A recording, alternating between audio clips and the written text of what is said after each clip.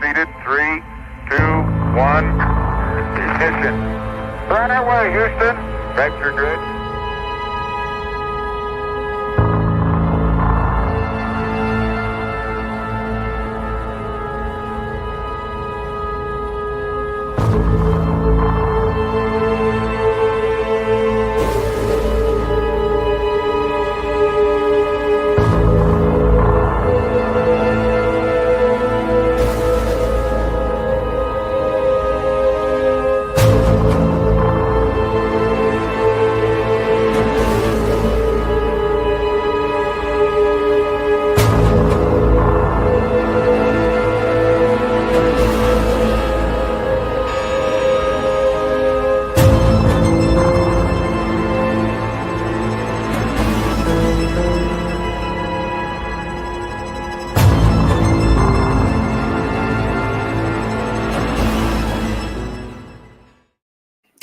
How's it going, folks? Eddie Smith here, along with my co-host, Nate Kane.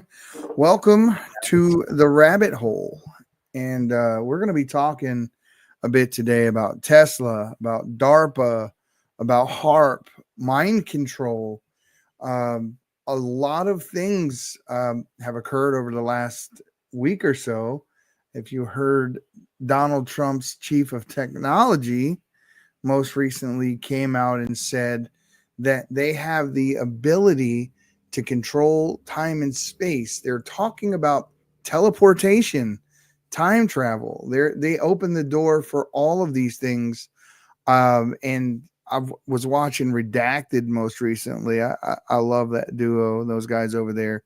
We're talking about MH370 and saying they had video of the plane disappearing in midair. Believe it or not. I saw that video a while back, actually, and I think, if I'm not mistaken, that was a video that was like shown to Congress or something like that in one of their hearings. It had a bunch of orbs going around it. Yep, that was all of a sudden it just disappeared in midair. Yep. In midair. So we're going to talk a bit about that and the human brain. See, everybody thinks the human brain is just a biological organ, but it's also an electrical system. And every thought, emotion, or memory that you have ever had exists in an electromagnetic signal that moves across the neural pathways and complex waves that you have. Scientists have discovered that when you expose these things to certain external frequencies, the brain begins to synchronize with them, and it's a phenomenon called entrainment. That's what I'm reading here. Entrainment that's what they call it. So the what they say this can trigger is everything from calmness to anxiety to hallucinations to euphoria, while flashing lights or pulsated sounds at you to induce things like seizures in people that have photosensitive epilepsy. So these things are all getting, borderline on like mind control and being able to send a pulse or a frequency at someone to induce sadness or depression or euphoria or anxiety. This is wild. And I'll harken back to, what's his name, from the WEF, Harari, when he was talking about they had the technology to hack human minds, the human brains, and the military telling their people, rank and file, and everybody, essentially, don't do any of the Ancestry 23 or the Ancestry.com or Ancestry 23. Basically, don't send your DNA in, and a lot of people linked this to that, basically them being able to target specific people with their DNA and being able to do some type of mad science. Yeah, certainly epigenetics, having your DNA. And so the question is did these groups sanitize data before sharing it, or did they keep your name? So that they claim, right, that they don't share that personal information. that for research purposes, they might provide, like, say, a body of data, but we're finding out that. things are never quite as they seem. And the problem is that there are a lot of genetic mutations. I'll give you a perfect example.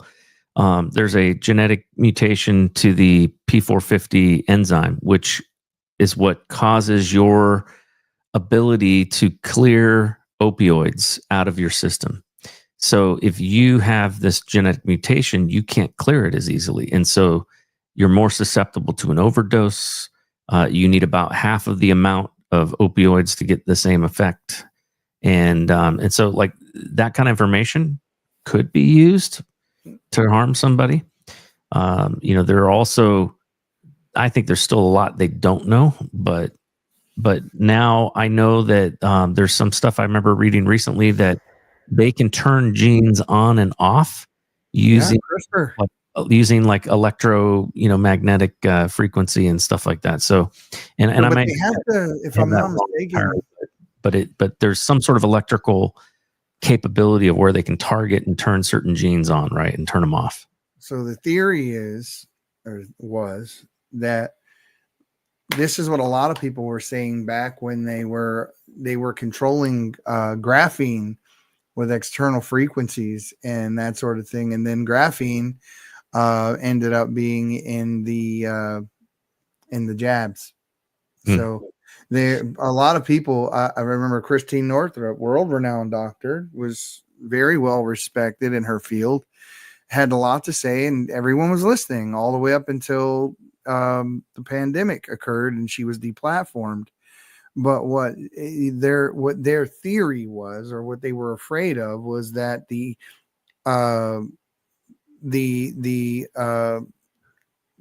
towers, the cell towers, were going to, what is it? The 5G.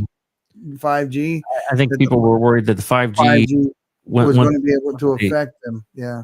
And so there's a couple different, conspiracy theories around that, right? One is that the 5G wasn't actually really turned on, which is why it's such a crappy, it's supposed to make everything faster and better. But I just don't see it being any different than LTE. All I notice now is LTE is a lot slower. Right.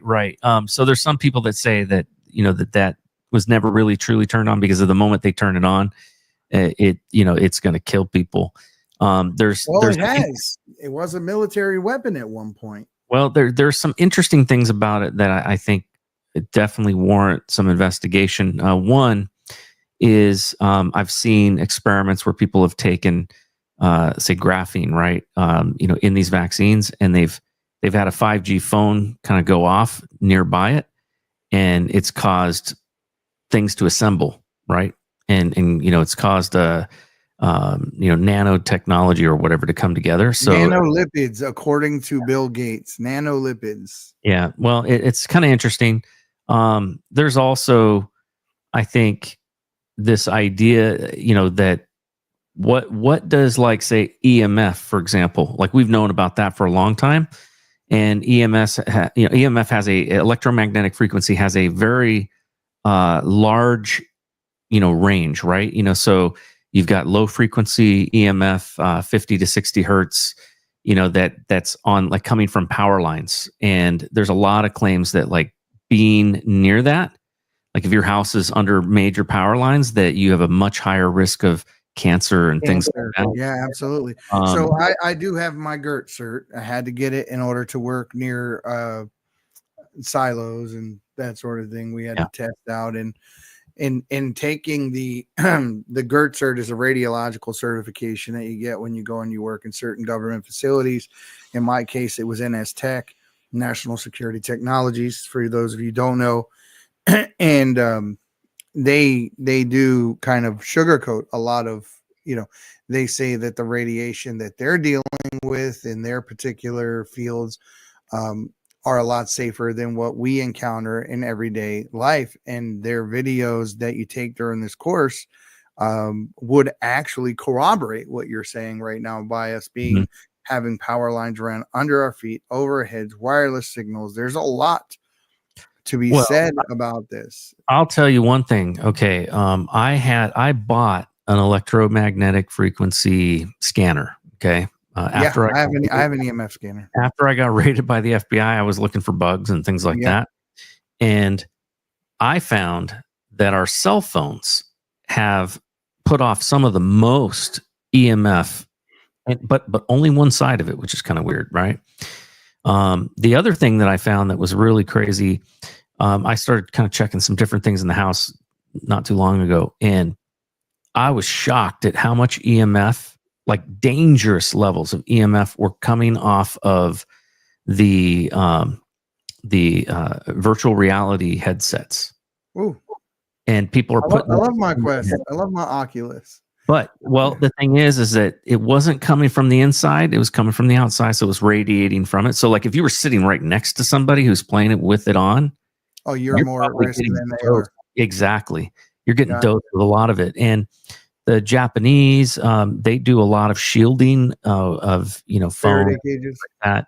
Well, they require, like, on all their phones sold in Japan, I think, to have like certain EMF protection. Well, they have these stickers that raise numbers of like brain cancer and stuff. They have and I believe Elon Musk put out a device, a sticker, I believe, that you put on the back of your phone to shield you, because I think it's like 5 millimeters from your phone is dangerous levels of and guess what else gives it off? Like AirPods. So AirPods were the worst. Yeah, people put them in their ear and they're basically charging their brain with EMF. Yeah, and it's like at microwave. It's like putting your head in the microwave with the microwave on. Before we go any further, though, Nate, let's do this real quick, just for a second. I just want to put this out there, because, guys, we're talking, and a lot of the things that you'll hear us say are things that we've either experienced in our prospective fields or things that we've read on the internet, and we're going over these things. This is an open discussion. You feel free to agree to disagree, but I just want to put this disclaimer out there for everybody. It's just so you realize this is a show for entertainment purposes only. Here we go.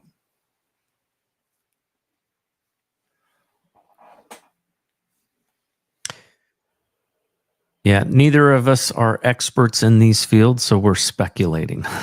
But very much speculative. I mean, in some areas, if you're talking about coding, if you're talking about IT, that sort of thing, construction, structural engineering, I can speak from authority. The rest of this, I'm telling you, I'm reading data sheets, and although I may not be an expert in the field, meaning I didn't go to a university and get a certificate, we are able to read data as well as the next person and relay that and have an open conversation. So we don't do like arguments from authority here, because we'll also tell you that authority often is wrong or biased. So the point, the VAX, right?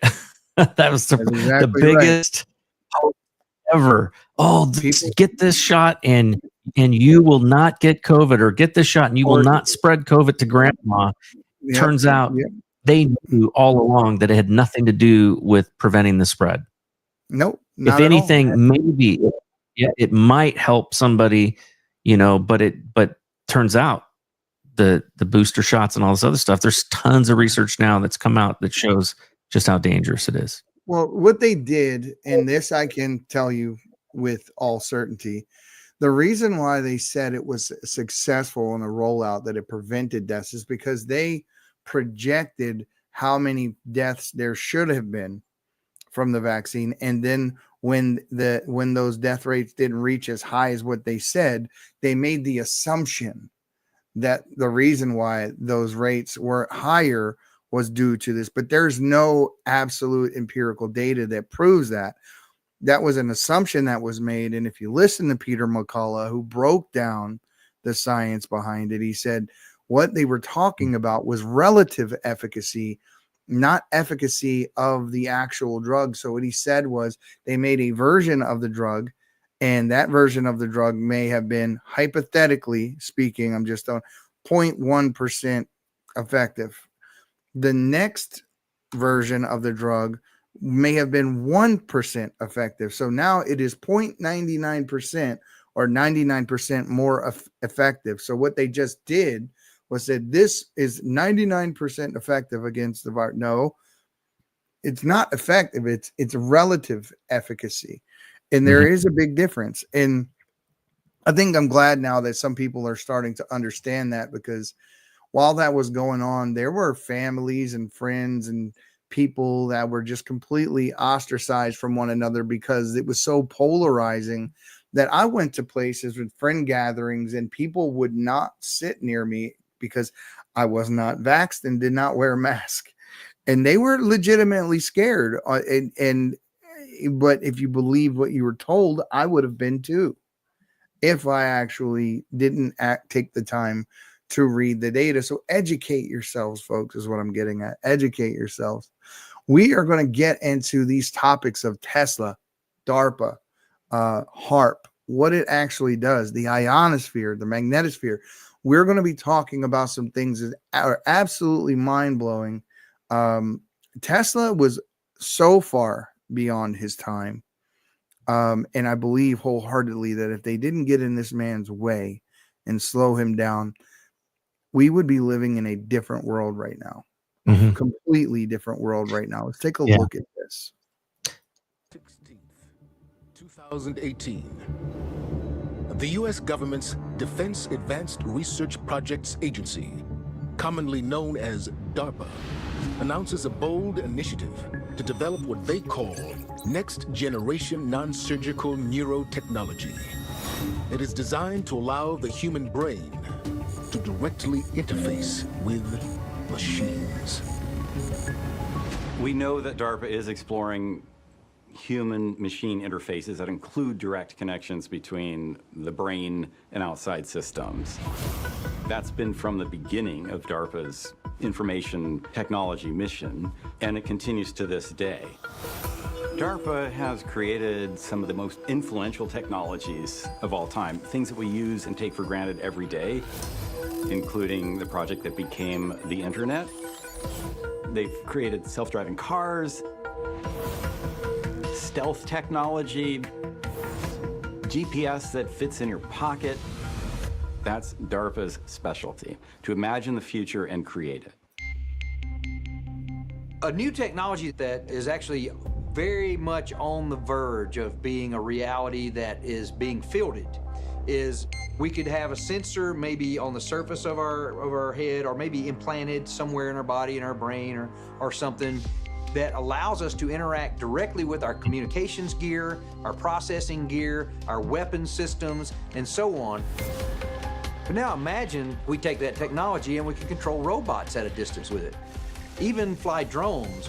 You put this sensor on and you think the right way, and you can increase the speed of the fan by thinking and controlling that thought with direct-to-mind or mind-machine interfacing. With that type of capability, you could control all sorts of buttons and mechanisms in equipment. Mind-machine interfaces will have many applications in both civilian and military life. But there are those who believe that this same technology could also be used by DARPA as a new form of mind control. Like their counterparts at the CIA, DARPA-funded researchers have spent decades investigating how the human mind can be altered. In 1965, DARPA launched Project Pandora, which studied the possibility of using microwave radiation to control human behavior. The project reportedly ended in 1969, but DARPA's investigation of how machines can affect and possibly control the brain continues to this day.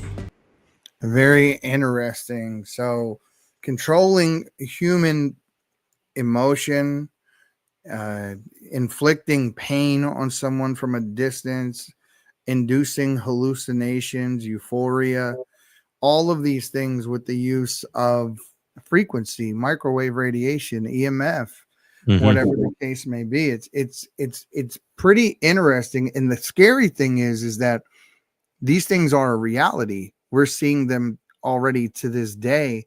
where you are flying drones with a headset. That was not just set up for the sake of them making that scene. The guy was literally manipulating the flight of that drone with the headset that he had on.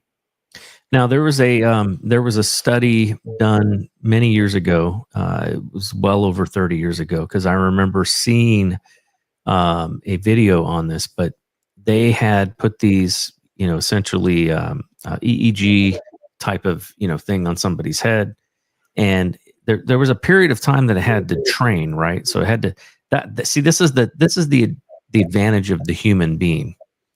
Just like we have a fingerprint, we also have unique brainwave patterns. That's right. And so somebody's brainwave patterns over here is not going to be the same as somebody over here. So this is, in a way, it's almost like encryption, right?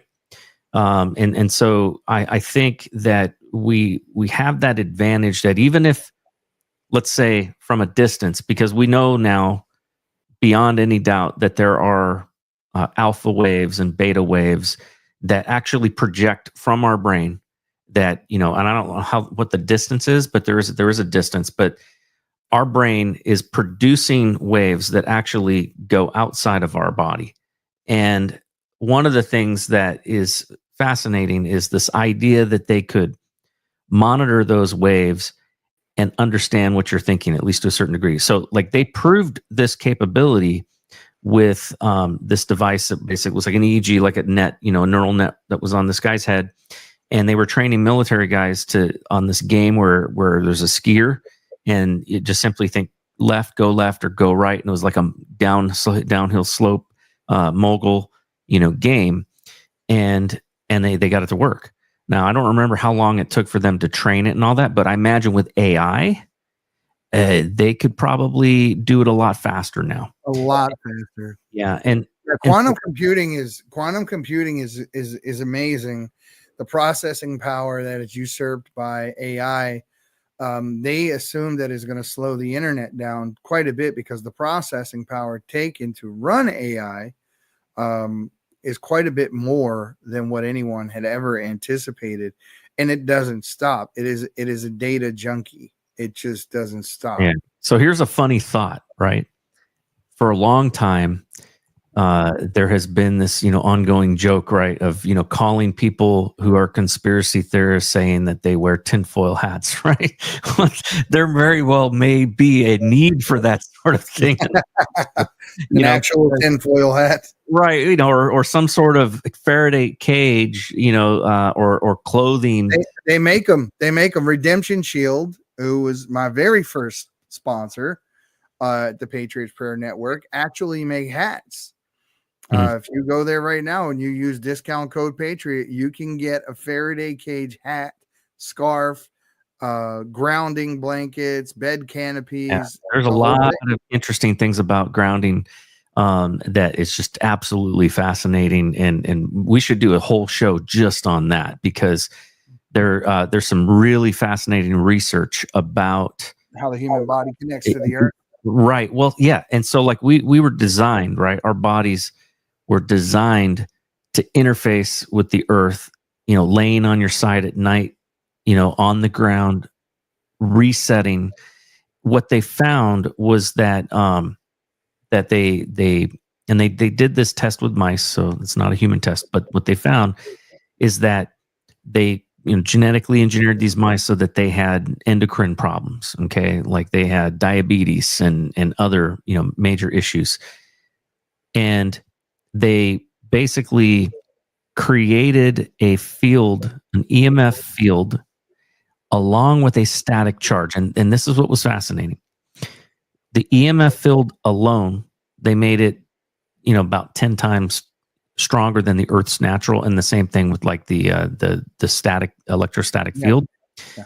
And they polarized it so the electrostatic field was up and down, just like if you're standing on the Earth, you're going to have that. What they found though was that EMF by itself was harmful, but combined with electrostatic charge was actually healing. So it was fascinating. And by the way, this is like actual peer-reviewed research And they're thinking that this may, and so I actually was thinking about, how to create something like that for human beings. So like when you're sleeping, you basically can heal your body faster and, and fix some of the endocrine problems and things like that we have. But that's what the grounding blanket does. You actually plug it into the ground in the wall and you lay it on the bed, and this is what you lay on at nighttime. And I heard Dana White's whole spiel about going out in the morning and putting his feet on the grass, and yeah, it was very, very interesting stuff. So there is something to that, and I can tell you, you can produce it in a couple different ways. So enzymes can do it. So I take a drink, right? And it's an arginine supplement, and it's got all this herbs and different enzymes and things that are in there. And what it does, and I've actually watched this under a microscope. If your cells if you have inflammation, your blood cells basically they do not have an electrostatic charge on them. Yeah. They will not push away from each other, and so they will clump together and stick together, and that's called rouleau. Simply taking an enzyme drink, like within minutes, your blood changes and the cells will push away, and I've got pictures of it. But the other thing is also going out and standing on the ground with your bare feet. That will also do it. So there's something about reducing inflammation as a result of that. That's amazing. Now I recently in the other room in a package, and I'm a supplement guy, and I do a lot of research into my favorite one is Shilajit. Shilajit, if you do not know about this, and you're a man, you need to. NIH studies prove that it actually boosts testosterone in men over 40, some by like 300%. And they actually have peer-reviewed studies and double-blind tests to prove that it actually works. One of the ones that I think people are really liking today is methylene blue. The problem with methylene blue is you have to be very careful because it does have interaction. So anyone who is on an opioid for real or takes a supplement that inhibits the opioid receptors or is on an SRO or MAO or SSRI, do not take methylene blue, because methylene blue will cause your serotonin. It'll cause your serotonin receptors to overact, and it actually can be very detrimental to your health.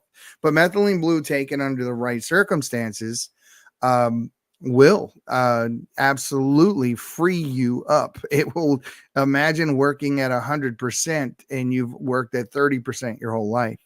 That is a reality for those who actually can take the drug. It is, and it was a clothing dye. That's the crazy part about it. It was nothing more than a clothing dye that they found had other medicinal properties.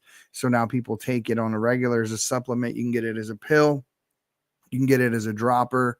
The other thing that I like is hydrogen water. So hydrogen water bottles, I drink about 4 hydrogen water bottles per day. And I've noticed that I just get this zen about me. I'm clear-headed. I'm not reaching for words. It definitely does help. Lion's mane, ashwagandha, all of these things are good.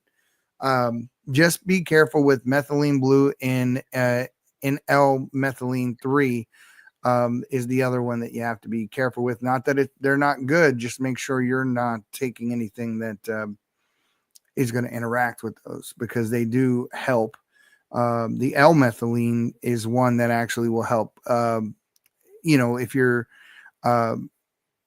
If you're just having problems coming off of a medication, or you're trying to detox your body, this is one that's extremely good for you. And it really does change your mood tremendously if used in the right dosage. So figure out what that dosage is, use it right. Don't do like Eddie did and take 7 drops of it and think that that's okay, and then just be wired the entire day. My skin was crawling off my body.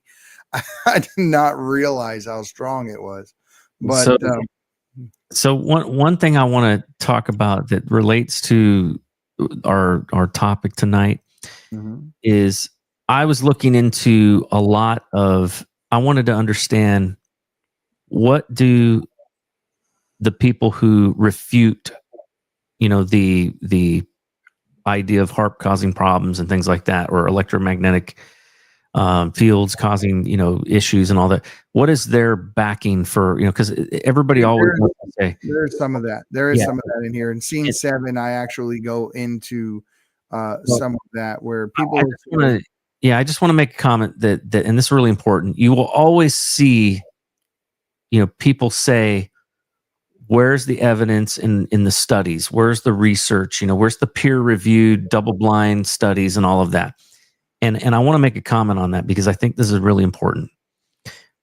We have to take even a peer-reviewed, double-blind study with a grain of salt. There is plenty of evidence that there's corruption and bias that has made its way into the peer review process. In 2016, there was a real famous one, right? The Nature survey found that 70% of scientists struggle to reproduce others' experiments, and it's partly due to rushed or biased peer reviews. So there is a natural bias that takes place, and it's important to understand that because you're going to see people say, oh, well, that's been studied, and they've already proven that that's not true. But then you could just as easily find somebody that's done a study, and oftentimes not in the US, but maybe a European study or something that shows a different result. And so I think, a lot of that's tied to grants and things like that. This is why you don't see people on the opposite side of like the whole idea of global warming and that sort of thing, where 99% of scientists disagree. Well, let me tell you, if they didn't agree, they wouldn't. Bet you the next time they got their grant, they wouldn't get their grant money. I tell you that. Yeah. So that's one thing to keep in mind when people cite studies. And we're gonna look at some of that stuff tonight. So I just want to kind of set the tone on that take everything with a grain of salt. Do your research. Yeah. If anything that we should have learned from the last 4 years, it's that it should be to trust no one. Absolutely trust no one. Go read. That's right. All the pros, all the cons. It is not good to be ultra right, nor is it good to be ultra left. And I'm not talking about just politically. I'm talking about in everyday life. There are people that have opinions and points of views, and when they get too far to either extreme, common sense gets lost, and it's usually found somewhere in the middle. And when you go to the truth and you see the truth, a situation, you'll find out that it usually doesn't agree with either of the extreme sides. The truth is somewhere typically right in between the two of them. I'm going to cut the scene 2, and then we can talk a bit about this real quick. There are explicit programs of DARPA to read and write to human brains, whether it's through direct implants within the brain or wearing some kind of cap. So these things are being worked on, and we know that. So what's the next step? Maybe the next step is we can send instructions and information to an actual person from a distance with this kind of technology to let another person control their actions. But that could be something that could be malicious. If there's some way to do it from a distance, a much greater distance than something that you can wear on your scalp, that would be the ultimate technological achievement that would fall into this realm of mind control and direct human-machine interface that DARPA may well want to keep secret. So this is what you were talking about, the ability of people to wear something that interfaces with their brain. And it does have very good applications. As you saw earlier in the clip, there was a man who was an amputee, and with the thought, he was grabbing a glass. He had a fully functional arm. There are applications. There are even good applications to what I believe Elon Musk was talking about with Neuralink. People that were paralyzed that because their brain isn't firing correctly anymore. Something was broken. And now all of a sudden those areas of their brain connect again because there's something in the middle regulating the two sides talking again. Now that person is able to walk and whatever else. there are good applications. The problem is people. Mhm. It's always the people in the middle that get these applications, and typically they have military applications. And when it comes to things that have military applications, a lot of times what happens is the people, us, we lose out on things that would have probably made life a lot better a lot sooner. But the government, and those maybe higher than the government, maybe just a little too afraid to let the common everyday person have access to such technologies. What's interesting is that when Tesla's work was taken after his death, they came in and they took all of his patents. They went and got all of his notes, all of his everything. I believe it was Donald Trump's uncle who actually was the one. Yeah, he's the one that actually got those. And they asked him, they said, were there any good, research in there that we could use? And he said no. And then all of a sudden, these other patents started popping up under other people's names. HAARP and weather modification and all this kind of stuff, which was all things that he was already talking about, and already talking about the ionosphere and how we could use it to wirelessly send electricity or communicate. We do it now in the military.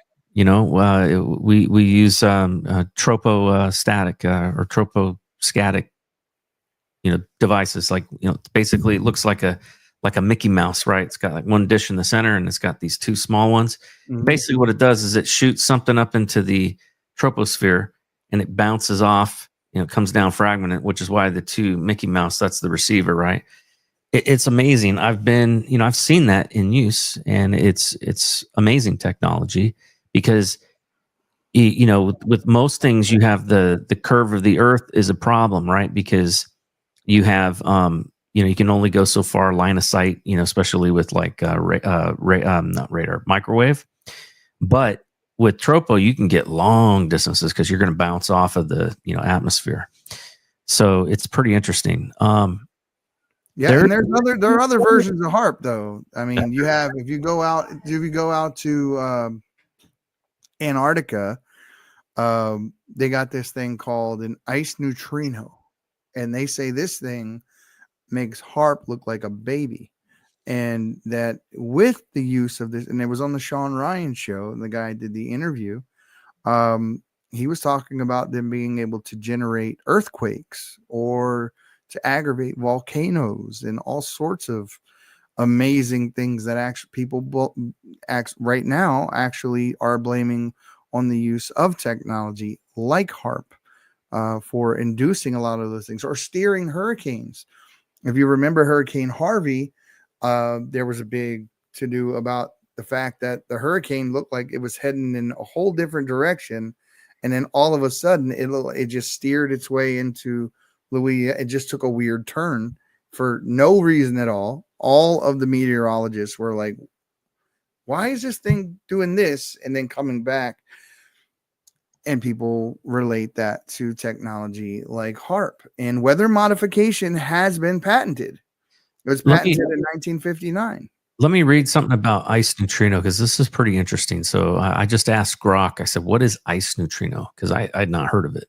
Yeah. And it says Ice Cube Neutrino Observatory, a scientific facility in Antarctica designed to detect neutrinos, which are subatomic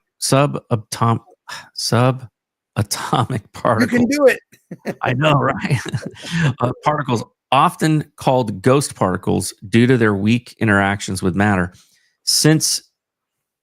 And then it says here, this is some of the key functions. So neutrino detection, Ice Cube captures high energy neutrinos from cosmic sources like black holes, blazars, supernova, as well as atmospheric neutrinos from cosmic ray interactions. I'm guessing that may be why it's down on the Antarctic, because you got a weaker magnetic field down there.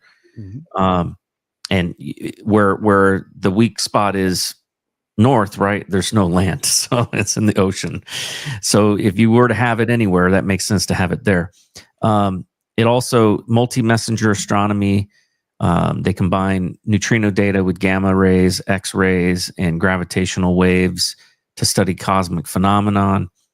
Sub detectors, which include isotope surface cosmic ray detector.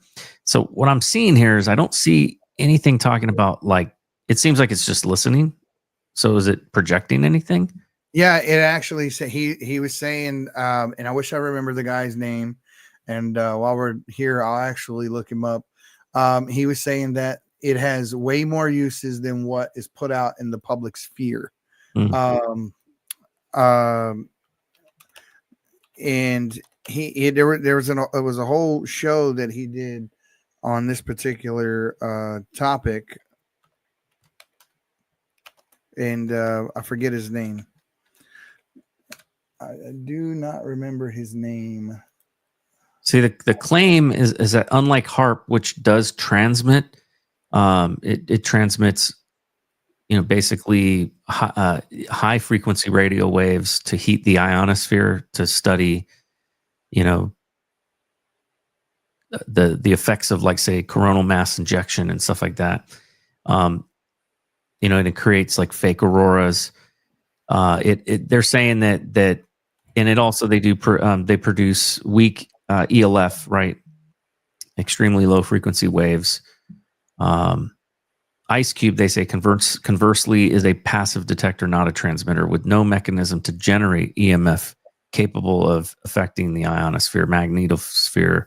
That's what the whistleblower that actually worked on it was saying, that they tell people, but in fact, he says that it does a lot more than what it says. And I'm trying to find his name, but I do see the video here of him talking about it and that sort of thing. I do see the video. I'm just looking for his name and I don't see it. When you look these things up on the internet, the first thing you get are all the fact checkers. Right. So I'm looking here. It says that there's an allegation that Ice Cube is a directed energy weapon causing earthquakes, or that it uses quantum entanglement communications. And that some claim that it's melting. That it's ice melting construction contributes to climate change. Well, I don't believe in that. So let's see what else. There's another one, a peer review and trustworthiness. So remember what I was talking about, the peer review stuff, right? It says that Ice Cube's results are cross-verified by independent observations and consistent with other neutrino detectors. But a lot of the scrutiny says, well, it's military funded. DARPA for HAARP and NSF, the NSF for Ice Cube, raises transparency questions, but Ice Cube's open collaboration in 58 institutions, 14 countries, and public data access mitigate suppression risks. So I don't know. It's hard to say, but here, I'll show you this. I was surprised at how scientifically possible. Let me get this one out of there. I don't want to get to the debunking part yet, but here is the actual video of the guy. It is responsible for the earthquakes in Christchurch, New Zealand. There's just another level of craft on this planet and another level of air traffic control tower that exists. This is that facility. Raytheon is an aerospace company that provides advanced systems and services for commercial, military, and government customers worldwide. Probe for corruption in government contracting since 1980s. You were in the South Pole from 2010 to 2011. Let's talk about what you were doing down there. You got it. What were you doing down there? I was contracted for the summer season as a plumber. I did well enough in my summer season to garner a winter contract as well, which got me my full year's stay. I was also tasked with being a firefighter. I was a lead on the firefighting team, and because of that dual role capacity, I physically held a key that opened every single door in the facility. I had complete access to every compartment they manufactured. That was a rare position to be in.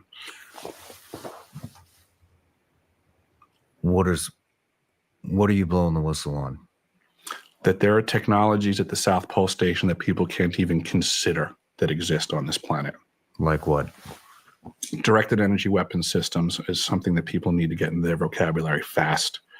The ice cube neutrino detector is not simply a passive listening device as presented for the science that they're claiming it to do. It also has the capacity to transmit. There are embedded in the ice what are called digital optical modules, DOMs. They're about the size of a basketball. The array embedded in the ice is 1 kilometer by 1 kilometer by 1 kilometer. It is the world's largest telescope. And now, because we have proven that it can transmit, it's the world's largest directed energy weapon system. It is responsible for the earthquakes in Christchurch, New Zealand in 2011 on the front end of the year.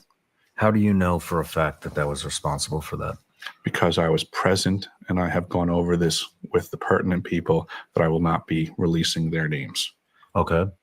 That's I'll leave it at that. Go check out Sean Ryan's show because it's pretty amazing the things that he goes over, and I've seen it multiple times actually.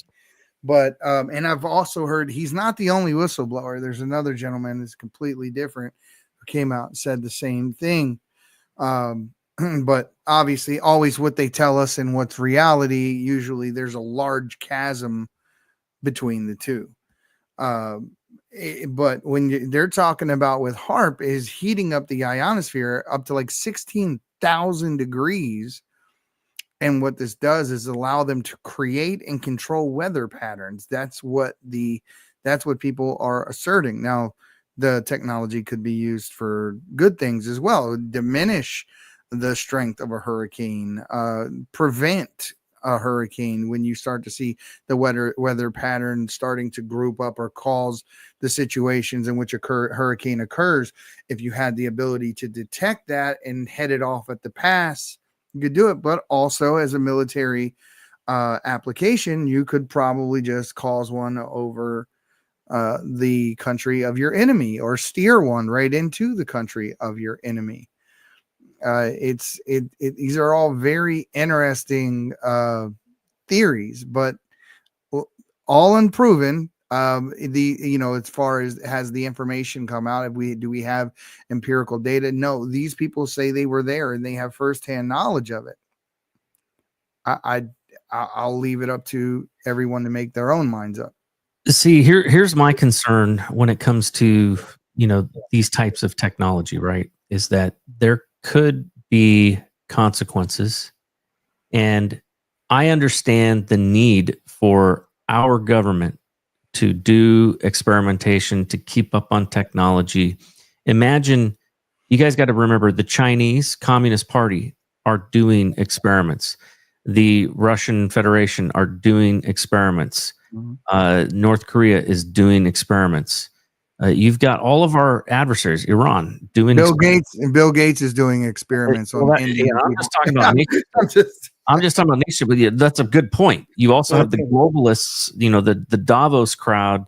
You have the globalists that are doing experiments. And let's say, just for the sake of argument, let's say that the nuclear bomb didn't exist. Imagine a world in where the Nazis would have developed the nuclear bomb before we did. Very much okay. So this is the problem. So are you arguing for gain of function research? No. Well, no. Okay. So what I think needs to happen on all of these types of things, you have, to me, gain of function is like nuclear weapons, right? It can be a weapon of mass destruction. Okay. So anything that is a weapon of mass destruction or has the potential, I believe there need to be treaties with these nations on, that we agree we're not going to go beyond this, and we allow for inspection and things like that. Because to me, this is, who trusts the oversight on that, Nate? That's the problem, right? The oversight on this, when we have people in our government and our Pentagon that we believe are at the highest ranks, that when they ask certain questions, they're shut down by people we don't even know that are telling them no by branches of the government we've never heard of. Well, here's the problem. So let's just say that in our in our free republic, right, that the American people speak and they say, we don't want this. We don't want this being done. We don't want this being, manipulated. We don't want any testing done. We don't want any, and let's just say, for the sake of argument, let's just say that HAARP does something bad. I'm not saying that, but for the sake of the argument, let's say that it does. And people say, we want this shut down. If our enemies are advancing and doing experiments and all of that, and developing, weapons and developing things that they can, weaponize the weather or weaponize, create a hole in the ozone above, a country or whatever. Mm-hmm. Do we really want our military, our scientists, our country being left behind? You're exactly right. You're describing the situation. This is where we have to be responsible. That's right. With our freedom. And by freedom the way, comes a certain responsibility. Right. You and this go too far. Yeah, and this is why, for example, I don't want to see cloud seeding, okay, or geoengineering being done over my home, okay? Yeah. But I totally understand the need to study it and to do it. So why don't we do it over a piece of ocean that nobody gives a damn about? Why do they got to do it over my house? So that's the kind of thing that, like, there need to be some rules. So I do think that there needs to be some. First of all, they need to admit they're actually doing it, right? And then we can have some rules. The problem is they lie to us up front. So why would they stop doing something that they don't admit to doing? I could go out in my yard tomorrow and I can see the Nellis Air Force Base from here. I can damn near see the edge of Dreamland from my yard. Dreamland would mean S4, Area 51, all of that. I've been right up to the mailbox. The thing is that so I get to see all of the stuff, all of whatever is out there, aircraft wise and all that. I have seen it. I have seen things fly through the air. Everyone I know out here, everyone I work with out here has that. They cannot explain what the hell that is. Now I can go out in the yard tomorrow with a cell phone and take footage and show you the cloud seeding and show you, and it happens daily. And I think it happens in most of the United States. And now we have pilots that are coming out and blowing the whistle. Yeah. Well, that are refusing to take part anymore. Yeah, I've seen the pictures. Okay, I've had guys that were Air Force pilots and stuff like that that have said, "Oh, there's none of that stuff." And then I've seen the pictures, and I'm sorry, but you can't lie to me and tell me that I'm not seeing what I'm seeing. When I lived in Maryland, I remember walking out many times. Walking out, it was a beautiful blue sky day, and you would see within an hour or so, you would see the planes flying across, creating a grid pattern, basically like a checkerboard, right? Within, I don't know, maybe 30 minutes to an hour after flying all those lines across the, back and forth, across the sky, the whole sky would be overcast. So I figured, I was looking at it thinking, okay, maybe they're experimenting with, like, how do we provide cover for, say, satellite imagery that we don't want our enemies seeing through, right? Absolutely right. Or aircraft that we're going to fly over that area that will fly above that grid. I had a guy contact me 2 nights ago from MUFON. You know what MUFON is? Yeah. So we're going to have in 2 weeks. Like UFO type stuff. Correct. Yeah. We're going to have one of the guys from MUFON come on in 2 weeks as a guest, and he's going to be talking about the Phoenix Lights. And and this was probably the most witnessed UFO sighting in history. And the thing was, it was more than a mile big from wingtip to wingtip. It was tremendous. And you had thousands of people, including the governor and the mayor, who all seen this. And they played it off. Did they see, though, like, because I remember watching some videos on it, and to me it looked like it could have been lights in a formation. They're saying that this was like one structure? No, they're saying it was one structure, that it literally, because it blacked out the entire sky above them where they couldn't see anything. And they actually measured it in a video from wingtip to wingtip. Now, the official government stance now later that the TR3B, I know we're getting down a rabbit hole, but that's why the show's called Rabbit Hole. But the TR3B is now made public because of an accident of something that took place on the History Channel, where they were filming as they were landing a Raptor on an aircraft carrier, and they didn't realize one of the TR3Bs was sitting on the aircraft carrier when they filmed it. Speaking of accidents, do you remember when Mark Esper, who was at that time, I think, the Secretary of Defense, he made a public statement, like at a Pentagon briefing or whatever, and he made a comment about DEW, the directed energy weapon, before anybody had ever said, there were people speculating and people saying, oh yeah, this exists, but nobody had ever admitted it. And then he made a comment about it that, and what he was saying was exactly what we're talking about. Look, our enemies are developing these things. We got to develop these things to stay ahead of them. Happens a lot. I forget the guy's name, was the defense minister of Canada, who said, this is what's in the folders right in front of us, guys. And I forget his name. Oh, it's going to kill me. But he was the defense minister of Canada. We're at a G20 summit. So you had all the world leaders all sitting there at their respective desks, all with this manila folder in front of them with all the topics of all the briefings of all the things they were going to talk about. And this guy goes essentially, are we not going to talk about this, guys? Like, you're all looking at it. You all know. And he starts going into this rant about us engaging with alien life forms. And he goes into talking about tall whites. Paul Hellyer, that's his name. And he did this at the G20 summit. The video is on the internet. I'm sure you can find it. He's done 1 million interviews since. He was immediately relieved of his position. But he said, not only do I know about this, it's in the folder that's in front of every one of you. And he starts talking about these things. So very, very interesting stuff. But I was talking about the TR3B. And for those of you who don't know what that is, if you look up the TR3B, you'll see that it's a triangle shaped plane, I would say, jet, however you want to call it.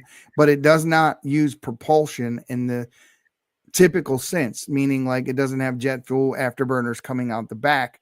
There are a host of lights that are right beneath the craft. I think there are 3, maybe 4, and they're in a triangular formation. And it is said to be the first craft of its kind to fly using anti-gravity technology. And what they said people saw in the Phoenix Lights that night were a group of all of them flying in formation. And those were TR3Bs. But the people, the eyewitnesses, all say, no way, Jose. Because they tried to tell him it was flares at first. But all of them said, no, it's not true, because it blacked out the entire sky. Like the whole sky above them was black. And this thing was like over a mile wide. The funny thing was it was following I-10. So it was flying like it knew where it was going. It was following the highway system. Very wild stuff. We're going to get into, I'm going to have them on in 2 weeks. And we're going to start having a lot of these guests on, archaeologists, ufologists. Would love to speak to people like Stephen Greer and Nick Pope, and a lot of these people we have all seen for years, either heard them on Coast to Coast or Art Bell or Ancient Aliens and things like that. We're going to be speaking to a lot of those types of folks. It's funny about Billy Carson, probably not. I'll be honest with you, Truthful Troll. I'm not into the atheists. About 5 years ago, I had an opportunity, and I won't name who, but I had an opportunity with a big. You do that too much. You can't do that. Well, no. You can't do the carrot on a stick thing, man. I had a person who's a big podcaster who wanted me to do kind of what we're doing right now. But I was like, oh, hell no. I don't want to be some conspiracy theorist, like, even though I may have some ideas on some things, I didn't want to be public with any of my thoughts on it.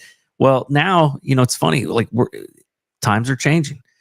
Things are being disclosed. We're finding out. The difference between a conspiracy theorist and fact is about 6 months. So Yeah, that's if that. I think I found that video, by the way, where Mark Esper confirms directed energy weapons. He confirmed that China and Russia possess them and are using them. So here's the other thing too, and I want to make sure that folks think about this. Sure. Remember when we saw evidence with the Lahaina fires and with the Paradise City fire in California, where you had like basically trees that weren't touched, right? But then next to it, there was a car where the aluminum had been melted and was like flowing like water. And people were saying, dude, this has got to be directed energy weapons. Not only that, the houses that didn't have the smart meters on them in LA didn't burn. Yeah. Now here's the thing. Houses with blue roofs in Maui, supposedly right. the blue roof thing. So there's two thoughts on this. Okay. Either our government is, doing terrible things, but there's also the possibility that our enemies are doing it to us. And basically what we got going on is a silent war, a silent war. Mm-hmm. And I've thought that, I mean, honestly, dude, I think that's what COVID, and I think honestly, I think COVID was that. And that's what I thought 9/11 was. I honestly thought 9/11 was our FBI and our CIA were fighting each other.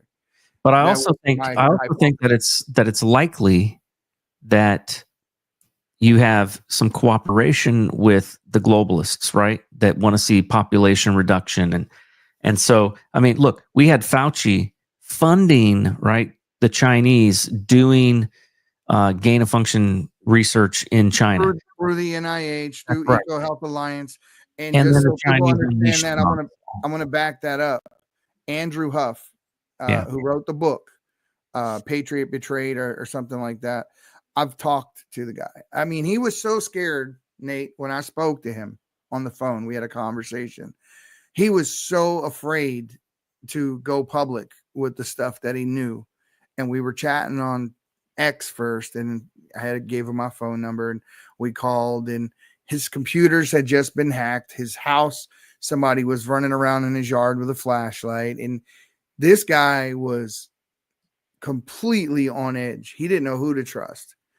And he didn't, I think the first time that he went public on a podcast after that, because I was trying to get him to come on, but he was just too afraid. He was just, I mean, this guy, if you would have seen, I mean, he was so afraid you would have thought he was on drugs. He was like that paranoid.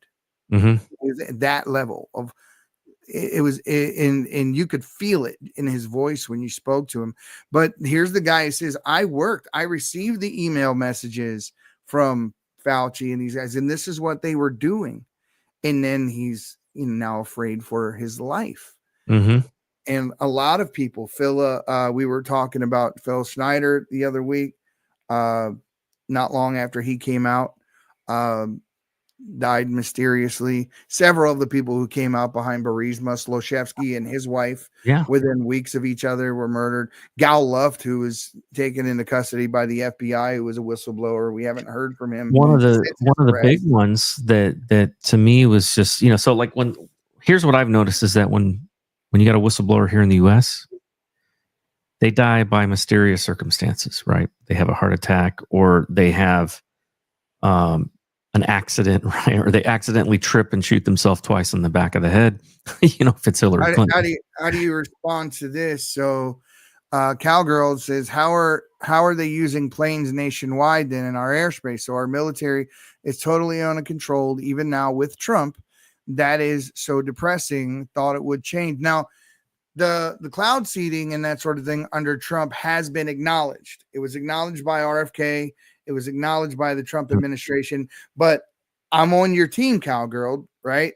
This is why Eddie is not doing political podcasts right now, because I'm not into being part of a faction or anything like that. I think Trump has done amazing things.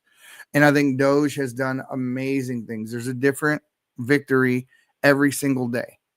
But I've said this to Nate, I've said this to Maurice, I've said it to Steve. Until I start to see action and people being arrested and actionable things taking place, Mhm. I am going to sit back and I'm going to wait and I'm going to watch, because I refuse to just be a cheerleader for something that just doesn't happen. Well, and I'll be honest with you folks, look, I have become so jaded over the years. I was just talking to my wife about it the other night. I believe that my clearance, right, was dropped as a result of retaliation. Before we go on to the next thing, go ahead and kind of tell that story if you don't mind. Yeah. So, and I'll keep it brief because it's a very long story. But in 2018, I was a federal whistleblower under the Intelligence Community Whistleblower Protection Act, and I blew the whistle on a massive cover-up, an investigation into Hillary Clinton, and it involved Uranium One, but it also involved a whole lot of other things. So people will often call me the Uranium One whistleblower, but I was much more than that. I was a whistleblower basically on the FBI's cover-up of this kind of criminal activity that was being done: money laundering, public corruption, securities and exchange fraud, and terrorism financing. Okay. Those are the words that were in the documents that the FBI had. They shut down the investigation. I wasn't having it because I saw, a problem where you had two-tiered system of justice. You had justice that was, conveniently didn't exist for the political elite. And so I went to the IG, I went to the House and Senate Intel committees.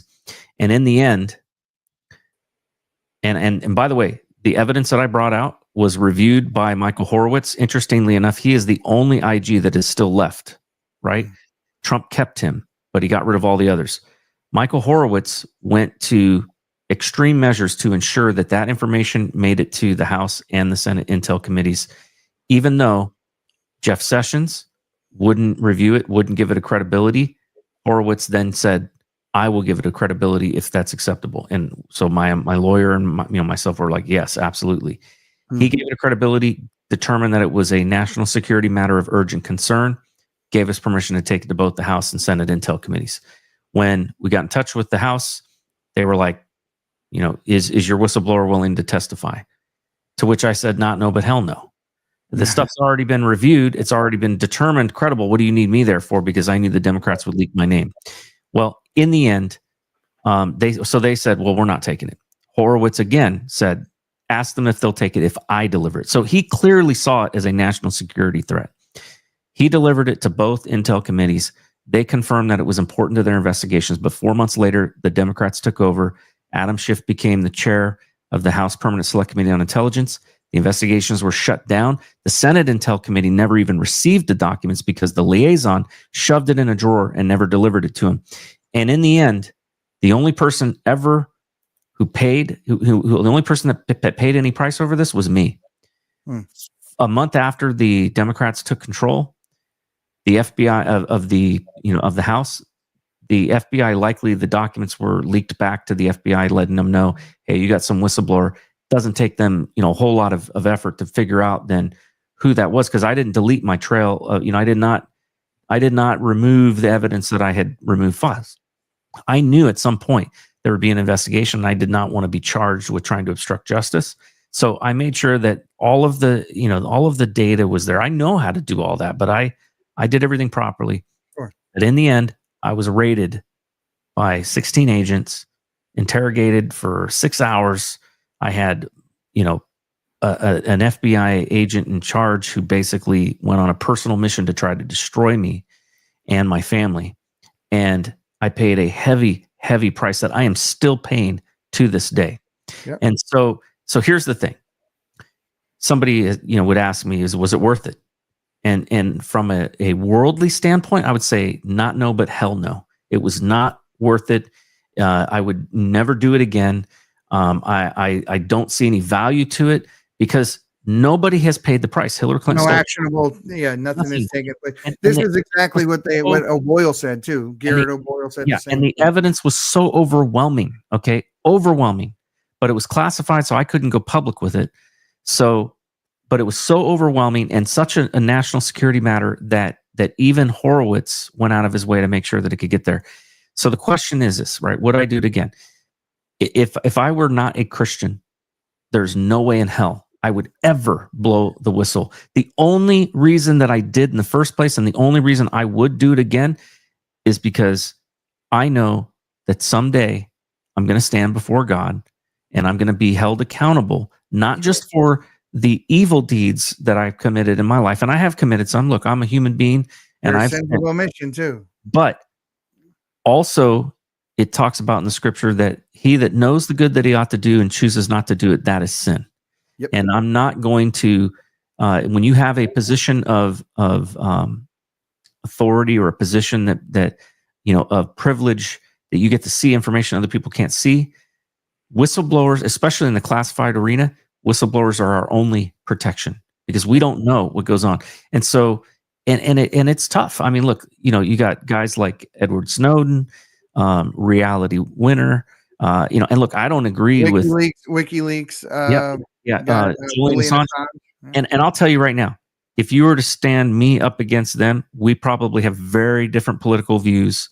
Okay, but I totally understand what drives a whistleblower to blow the whistle. It is a belief that they need, to shed light on something that they believe is wrong. There's a proper way of doing it and an improper way of doing it. But even doing it properly, people got hurt in my family. People got hurt with me.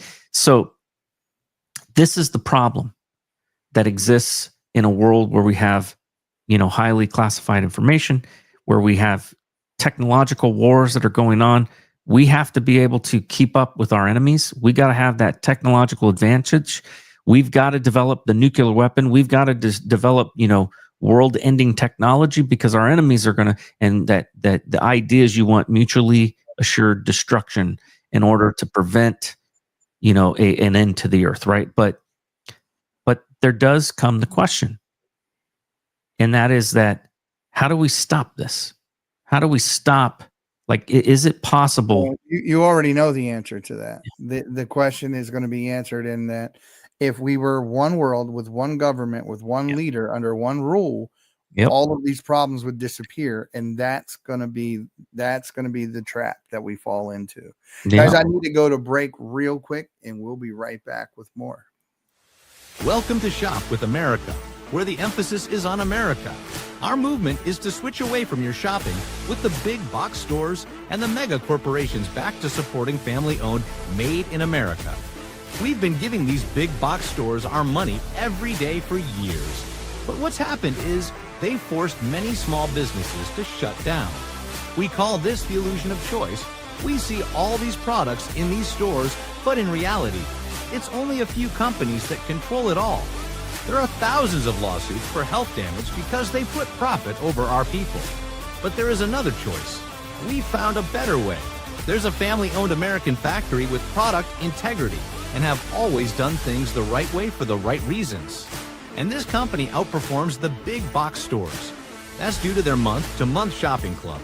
They make everyday consumer products that we all use and buy again and again, like toothpaste, shampoo, coffee, and organic beef. Go to shopwithamerica.us today. So guys, go check those guys out. They're a great company. Shopwithamerica.us. Stop going and giving your money to the big box stores, to Walmart, to Amazon. Guys, we're not telling you to buy anything different than what you're already buying. You're already buying bleach. You're already buying soap and shampoo and supplements and all of these things. You're already doing it. Just buy it from Americans. So, the other benefit is that we're not affected by the tariffs. So there is a benefit there. But I want to move the conversation along and get back to what we were talking about here in HAARP, in Tesla, and the things that took place and that are taking place. And we'll leave it up to you to decide whether or not the application to which people refer to them being used is the correct one, or are people being paranoid, or do we just not trust our government to that extent? But I have here, check this one out. This is another thing. We have had a lot of them, a lot of volcanoes more in the last few years. Whether or not that is just a cycle of happenings, because we've had a history of earthquakes and volcanoes throughout recorded history. But it just seems to me like that it's coming more often. and that there has to be some connection with some of the things that we as humans are doing to our Earth. The issue of earthquakes has been, looked at by other specialists, even going back to the work of J.F. Gordon MacDonald, a specialist in geophysical warfare. He asserted then if you could ever get enough energy in at just the right frequency and just the right waveform, you could in fact trigger these kinds of events. So this was some time ago, and since then they've upgraded and added more devices to HAARP. They say they can heat the ionosphere up with HAARP, and they just published information up to about 16,000 degrees. So, I mean, you can burn a hole in the ozone if not anything else with something to that level, because you already have the solar radiation that's being refracted by that little shield around the Earth. Some say firmament, whatever, right? So, but now we are pushing that same amount of energy, not just from the outside of that bubble, but from the inside as well. And to what end is it? Is it something that could be used for the good of mankind, or are they using it as a weapon? I mean, that is essentially what we want to know. We're not questioning its existence. We know it exists. We've seen it. You can go on Google Earth right now and look at the facility. However, you can't go inside the facility, and if asked to get a straight answer as to what they're actually using it for, you will not get one. But them are the facts. Yeah, I think that there's again with like HAARP, they try to claim that there is no harm to Earth or no harm to our atmosphere, that they'll claim that they heat up the ionosphere, they can create a hole in it basically, but that it's no different than when you have a coronal ejection from the sun, and that that it basically heals itself like very quickly. Who knows? I mean, I think that's the problem, is that, we have learned, and I think rightfully so, to not trust a lot of these government officials that make these types of claims. I mentioned earlier about how a lot of research, when you look at, I'll give you an example. When you look at the claims, okay, that these things are not happening, right? And you look at what they it's like localized heating and disturbances, right? So HAARP is they're using 3.6 megawatt transmitter to send radio waves to heat small regions of the ionosphere. A few tens of kilometers is what they're saying. And it creates temporary plasma disturbances, electron density changes, and artificial auroras. Okay. Now, the threat assessment of it, there's a lot of people who, will make claims, right? They'll say studies such as Peterson et al.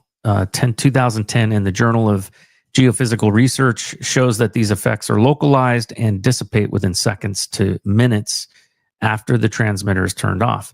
The energy input is minuscule compared to natural ionospheric processes. But here's the problem, folks.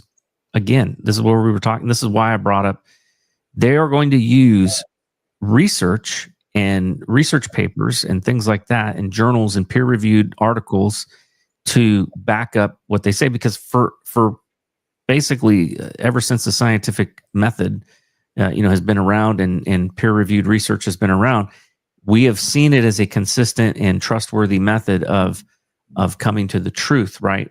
Using the scientific method. But as Eddie was saying earlier, what we've discovered is that most of this research is funded through grants. And if the government has an agenda and they are paying the grant, then the people who are doing the research are likely going to produce the results that they want, because they have to keep, they got to stay employed. Look, most the data that I saw, okay, at the FBI, thousands of FBI employees saw it. Why am I the only one that came forward? Because the risk of losing their jobs and their pensions was too high. This is the problem with scientific research as well. There are people who know the truth. They're afraid to talk about it because, and I don't hold it against them, by the way. because honestly, if it's between making sure that you can feed your family or making sure that you can, call the government out on something, I think feeding your family is probably more important. The thing is, though, I mean, if you just follow the money, HAARP wasn't built by college students on a research grant. It was built by the United States Air Force, Navy, and DARPA, and there were institutions behind the stealth bombers, missile systems, and advanced cyber warfare. They spent hundreds of millions of dollars building a system that they insist is just for research, but militaries don't fund science without strategic purpose. And that's essentially how an empire works. The declassified documents reveal that HAARP was funded under programs with names like Radio Frequency Mission Planner and Dual Use Atmospheric Scientific Data. Yeah. All of these types of things, but it has a military intent. And even now, decades later, huge portions of HAARP's operational logs remain completely classified or even redacted if you can get hold of what is declassified. And if it were purely academic, we'd know everything that there is to know by now. We wouldn't be asking these questions. Here's a thought. So some of the thoughts on what's going on with this is that it could be used to destabilize the Van Allen radiation belts. Maybe that's how they get out, right? So they can finally get out and go to the moon for real this time. No comment. But Elon Musk wants to go to Mars, right? They're going to have to get through that. So maybe that's how they do it, is they disrupt it using HAARP. I mean, who knows? Yeah. Well, there's a lot of speculation. There are tons of speculation. Take a look at this. In the near future, DARPA may possess the technology to remotely control the human mind. But as concerning as that may be, according to some scientists, a more permanent kind of mind control technology is looming. And it involves modifying the human brain by altering the human body's DNA. The future of mind control, and the future being right now because these experiments are being done, is using gene editing tools. And one of them would be CRISPR. The way it works is take the CRISPR, which are these short alternating repeats of DNA. You put that together with an enzyme called Cas. And so you take the CRISPR that you want to use, and you put these pieces together that can be injected and insert this DNA to certain areas of the brain so that we can change brain cells and turn you into something you wouldn't otherwise be. So in this way, gene editing technologies like CRISPR really form a definite basis for future mind control. These are things that DARPA has investigated. Every technology has the potential for good or evil, and who defines what's good and what's evil, and who uses it for what purpose. These are all questions that have been asked about everything from rockets to self-driving vehicles. We still don't have a good handle on the ethics of various technologies that we use. The technologists tend not to be so concerned with the ethics. That seems to be the domain of other people, policymakers, for example, academics, people like this. There needs to be a hand-in-hand interaction with people creating technology and those who are considering the ethics of that technology. So, and that is exactly what we're talking about. But if you listen to the DNA modification portion of what he was talking about, that also links to what we were saying earlier, because we know that mRNA is exactly that. It's DNA modifying technology that was born out of CRISPR.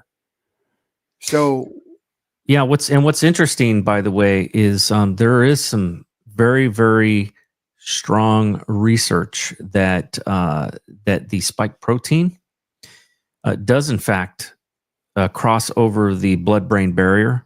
This was found in a 2024 study, and it showed that it persists in brain tissue and potentially, causes cognitive and mood changes. So it can change somebody's personality. So when you think about that, right, they may say, oh, well, it doesn't, our mRNA vaccine doesn't. Well, guess what the mRNA vaccine does? It turns your body into a spike protein factory. Okay, so you're getting a much, much higher viral load, or at least of that component, right? You're getting a massive dose of spike protein. Well, not only that, when you produced by your own RNA. If you get a heart, right? You get a heart transplant, and you have to take a litany of like maybe 15 different medications so your body doesn't reject that heart, that liver, that kidney, whatever the case may be, because your body sees it as foreign. If you take a look at what they put in this vaccine, it's got monkey this and pig that and all that. Your body immediately wants to attack this thing and kill it. The mRNA portion of it and the way that it is shielded going into the body using what Bill Gates described as nanolipids was the way that they used it to get past your body's natural defense mechanism. But it also, the danger that many doctors were citing, like they do with many antibiotics as well, is cytokine storms. One where your body's own immune system attacks itself because it can't tell the difference between healthy and unhealthy cells. And let's take it a little bit more esoteric than that. If you go back and you read the book of Enoch and you look at what they were talking about, the Anunnaki and the fallen angels doing at that time was modifying the DNA of mankind. What God said he saved in the book of Genesis was the Adamic race, people that were unmodified, people that were straight from the bloodline of Adam, right? So you have that as well as the saying when Christ said, when I return, like we said in the last episode we did, he said it will be like in the days of Noah. So what did he mean by that? Are we messing with the DNA of mankind? And is that what he was referring to when he said that when he returns, it will be like in the days of Noah? Have we just saw a lot of things have lined up? Revelation 16:2 talks about the Euphrates River drying up and that, paving the way for the kings of the East to be able to march into this war, this final battle that is described over and over again, this apocalyptic war that takes place. But it all begins with the Euphrates River drying up, which is all but bone dry right now. And this happens at a time when Gog and Magog, China and Russia, Iran, and these guys are finally rising to a point of power. In Ezekiel 38:39, Israel will be attacked from the north, which is what Hezbollah just did. They attacked Israel from the north, and Israel is currently staging troops on the hill of Megiddo, you better known as Armageddon. So these things kind of are all happening at a point in history after Israel becomes a nation again, in 47, 48. So he said that generation will not pass away. So the absolute scary accuracy of prophecy when put into perspective of all the things that have taken place from a biblical point of view line up with this, all of everything that we're talking about to a scary T. I mean, it's absolutely scary. And when people say we're living in the last days, and then folks say, hey, people have always thought that. Even the apostles thought that when they were around. Well, it's a little different now. We're actually seeing the prophecies come true. The red heifers were already sent to Israel for the sacrifice to bless the new temple that they're already said to have drawings and designs on building. These things are coming to fruition right in front of your face. These are definitely times that none of the people throughout the history of the world have ever seen. It's interesting because when you think about what are the ancient people, that wrote the Bible, right? When they were writing these things, maybe they were seeing visions of the future or whatever. they had to write in, whatever words that they can explain something, because they didn't have, human flight. And Modern words, yeah. Right. Magic instead of technology. Exactly. And so, who knows what they saw, but if you do some comparative analysis of some of the, scriptures and some of the modern day technological advancements, it is kind of interesting. Like I've always thought for quite some time that the beast, right, or the false prophet might actually be an AI, right, able to do almost miraculous predictions, and things like that. So Had someone contact me a few weeks ago who told me in no uncertain terms that med beds were real. Yeah, And I'm yeah. like, are you talking about the same med beds I'm thinking about, regrowing limbs, all these types of things? And he's like, I'm telling you, I've seen them. So based on the technology that I was telling you about earlier, that research study that I found, I have no doubt that there is at least some truth to a med bed. Look, we know now, and this is known for a long time, that a hyperbaric chamber, can cause reverse, can basically reverse damaged tissue that has been cut off from blood flow. There was a young girl that got stuck in a well pipe, and this was years ago, and they got her out, and they kept her. She was cold because it was the temperature and everything. So the one they made the movie about. Little girl fell down the well. They made a whole movie about it. I'm not sure, but I just know she was playing with a Winnie the Pooh doll and she fell. I'm not sure, but I know that I watched a special on it, and with a hyperbaric chamber, they were able to basically, like her limbs below were like black. They had been cut off from blood, and they were able to completely restore everything by putting her in a hyperbaric chamber.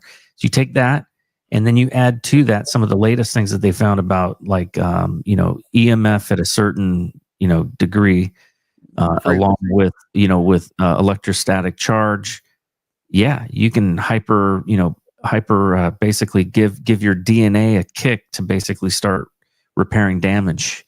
Frequency can be responsible for healing, and they got this thing called the God frequency. And I think when we were talking about the pyramids a few weeks ago, I think we surmised that a lot of the way that they were moving some of those large stones, some 40 tons, were using frequency. I think that I think it's the most likely way that they did it. This gets into some metaphysics and stuff, but like I mentioned earlier, we know about that many of these brain waves, right? They go outside of our our head, right? There's our brains are actually able to give off. We may not understand the intricacies of that. We may not even be able to measure it. I think we can measure it to a certain degree, but when Jesus talks a lot about the importance of faith, right? And including negative faith, says that he could not perform any miracles in his hometown because they all saw him as, oh, that's Jesus, the carpenter's son. But, he was able to heal a lot of people. And many, many times he says, by your faith, you've been healed. And I've often thought that, there's probably some sort of brainwave that is, being projected, right? During meditation and prayer, when somebody has faith, the more faith they have, the larger that, that brainwave can project itself. Maybe, who knows? We're finding all kinds of things, quantum entanglement, and the fact that we're all technically connected. Connected. It started out with string theory and that sort of thing. Guys, before I forget, I also want to bring up our sponsor here, and I wanted to ask you. I've been using this daily, and I have found that I don't have any more bloated feeling. I haven't had heartburn in over a week. I have some other very good side effects I won't go into right now, but it's worked. I've got nothing but good things to say about it, and it's tasteless. That's the best thing about it. I throw in my coffee and I can't taste it, so it doesn't mess up the flavor of my coffee. That was what I was worried about. What we're talking about, guys, is this stuff called Good Brew. Now, 70% of the receptors that determine your mood, how you feel, and how your brain works, and all that kind of stuff is not found in your brain. It's found in your gut. That's right. And this right here is a way to fix a lot of what's going on in your gut. So There's go a check these guys out. It's that Good saying, Brew. that saying, I got a gut feeling that I got a is gut feeling, yeah. thing. But yeah, go check these guys out at Good GOODBRU. That's GOODBRU.com. You can put /PPN. It's got But definitely go check these guys. Prebiotics, probiotics. It's got soluble fiber, which is the kind of fiber that gets absorbed in your body. There are so many benefits to this, folks, and it really is a good thing. It really is. You know, what's funny is one of the side effects that I noticed, especially around day 3, is my sleep. I've been able to sleep easier. I've felt better. I've a very calm feeling about me. I mean, I pay very close attention to things like that because I always monitor, especially when I add a new supplement to my regimen, because I'm watching very closely to how it, makes me feel or whatever. And I just want to know that there is something good about it. But this is one that I will use and continue to use. And I'm telling you, I feel a ton better. Before I was taking this, I used to feel I was bloated. I felt tired, sluggish. And it was all just due to it. I needed that probiotic, prebiotic thing in my gut to just regulate me. And I'm telling you, the Zen feeling is very real. I used to buy the probiotics, Nate, and it would come in a jar, and it would taste like somewhat fermented fruit. Like it didn't ferment all the way. They just got it at that point where it just started fermenting. But the probiotics and prebiotics bought that way, they're like $8 for a drink, for one drink. This right here is tasteless, and you can put it in your coffee and take it in the morning. And you trust me, you can put it in with your regular coffee. You are not going to notice that you put it in there. It absolutely blends in really good and does not affect the taste whatsoever. I've literally just taken a spoonful of this directly to see what it tastes like. It tastes like nothing. I don't know how they did that, but they did it, and it's worth every penny. And I think right now, if you get it 15% off, a $24 value. And with that PPN discount code, you get another 15% off. So definitely go check those guys out. You will not be disappointed in trying it. I promise you. Now, I want to get to scene 7, and we're going to start talking about some of the other side of what people are saying, that HAARP may not be what people are, more concerned about. And AJ from the Y Files, he does a very good job of that. Disappoints a lot of people because he does these long shows about conspiracy theories, but at the end, he gives the counterpoint all the time. He's completely fair. And there are only a few times where I've ever watched where he couldn't give the counterpoint. But here is AJ's counterpoint to HAARP. I was also surprised that so much of the science is based on Tesla's work. But how much of this is true? Well, first, HAARP is definitely a high-power radio transmitter designed to heat the ionosphere for research. The facility is real. It operates. It conducts legitimate scientific experiments. These are facts. Second, defense agencies funded and operated HAARP for most of its history. The Air Force, Navy, and DARPA don't typically invest hundreds of millions of dollars in purely scientific projects without military applications. Now, this doesn't prove as a weapon, but it suggests HAARP has capabilities beyond what's publicly acknowledged. Third, the patents that formed HAARP's foundation specifically describe weather modification and Earth-penetrating applications. Bernard Eastland, who developed these patents, confirmed their potential military uses before he died in 2007. The more extreme claims about HAARP causing specific hurricanes or triggering earthquakes lack definitive proof. Correlations exist between HAARP operations and certain disasters, but correlation isn't causation. Earthquakes and severe weather existed long before HAARP.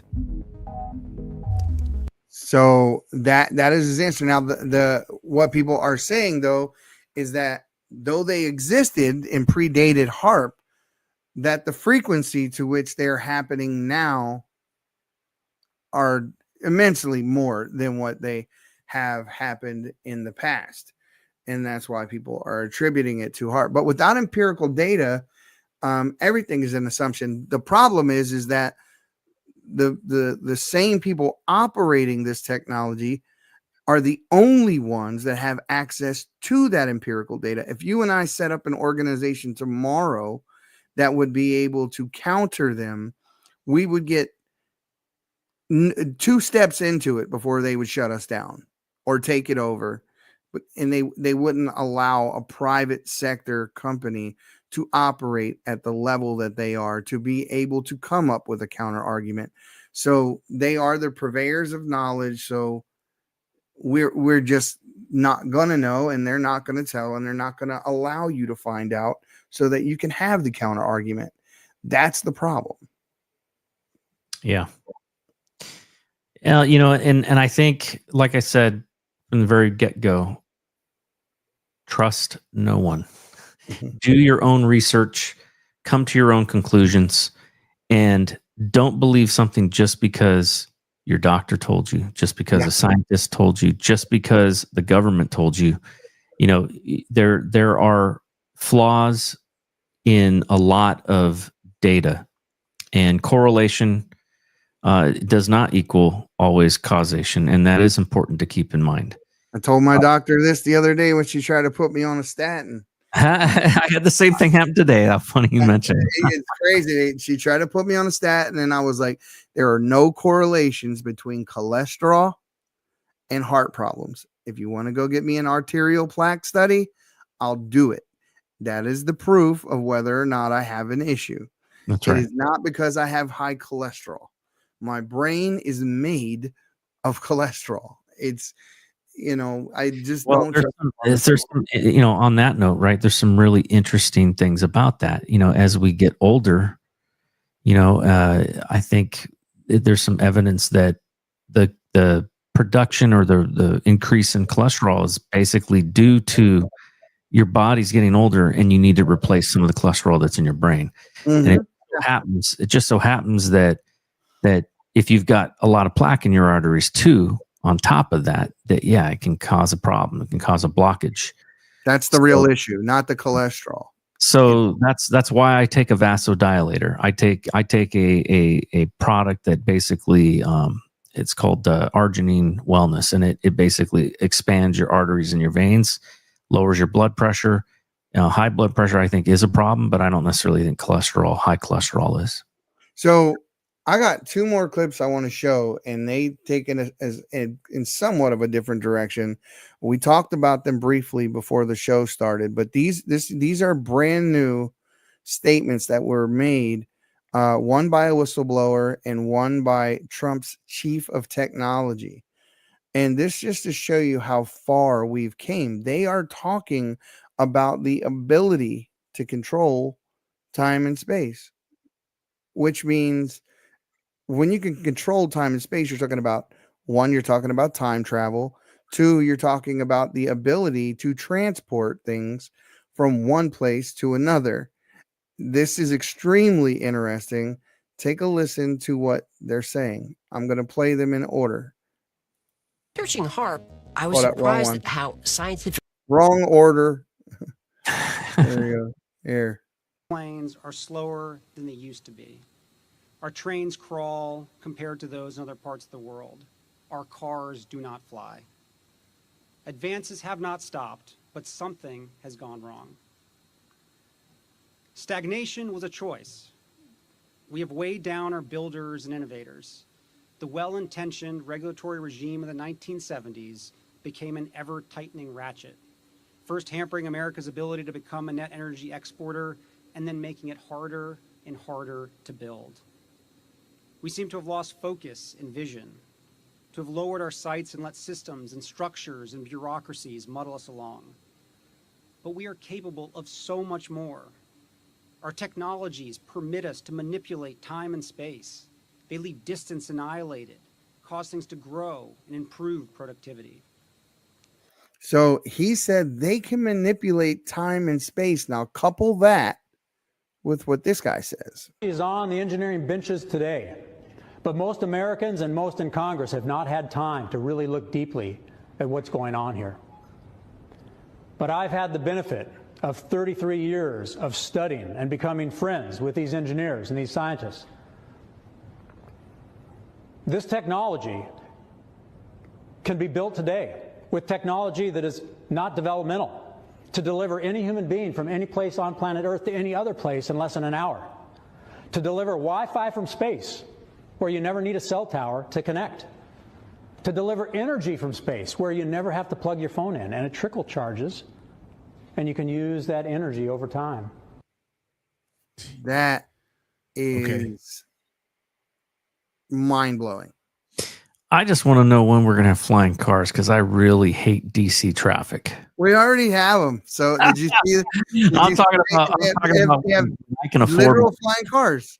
There are two models of flying cars. Now they have them in the Middle East, and they actually have two licensed versions. And so what they look like is imagine just hopping into a drone. That's really what they look like. They look like just a drone where a human can get inside. And yeah, I want one too. I don't want the kind where people are standing up like on a skateboard and going 60 miles per hour. No. That just seems like an accident waiting to happen. Yeah, that's out. I want the drone one, but I want like an ejection seat with a parachute. So, yeah. I'd like to see like craft like the TR-3B be mainstream, and then talk about the ability for us to use like inertia dampeners. And we're wondering why these things that are flying around that people are seeing can go they clocked it at 16,000 miles per hour, the Tic Tac.